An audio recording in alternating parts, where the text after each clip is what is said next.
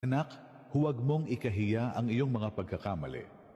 Ang iyong pagkaligaw ay hindi dahilan para talikuran mo ako.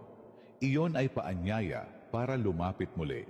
Bawat araw na binubuksan mo ang iyong mga mata ay patunay na may bago kang simula. Hindi ako nauubusan ng pagkakataon para sa mga pusong handang bumalik muli sa akin.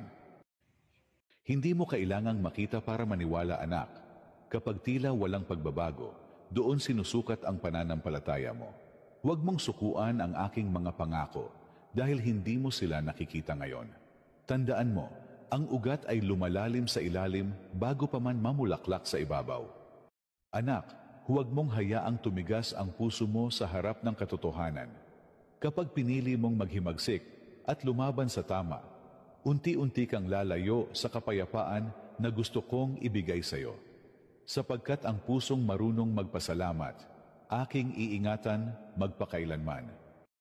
Anak, huwag kang lalakad ng mag-isa.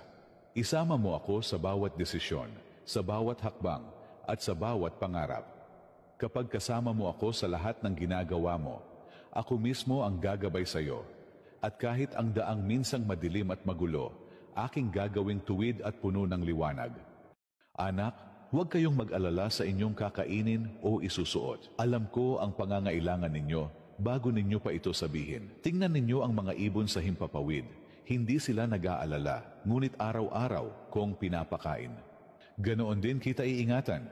Kung ang maliliit na nilalang ay aking binubusog, gaano pa kaya ikaw na aking minamahal? Anak, bakit mo pinipilit kontrolin ang bagay na hindi mo kayang baguhin? Bitawan mo na at hayaang ako ang kumilos. Ang aking amang Diyos ang may hawak ng lahat. At ako ang kasama mong maglalakad sa gitna ng pagsubok. Hindi mo kailangang maintindihan ang lahat. Ang kailangan mo lang ay magtiwala, sapagkat hindi kita pababayaan. Mga anak, kapag nagtataka ka kung bakit ka pa naririto, tandaan mo, bawat pagising mo ay patunay na may layunin pa ako sa iyo. Hindi pa tapos ang plano ko, kaya lumaban ka. May kwento pa akong isusulat sa buhay mo. Anak, sa panahon ngayon, marami ang laging naghahangad ng marangyang buhay. Mas magarang bahay, mas mamahaling gamit, mas sosyal na buhay. Akala nila, doon nila matatagpuan ang tunay na saya. Ngunit anak, ang kagalakan ay hindi nakikita sa mga bagay na nabubulok at nawawala. Matatagpuan mo ako sa mga sandaling simple, sa hangin na humahaplo sa iyo, sa ngiting walang dahilan, sa pusong marunong magpasalamat.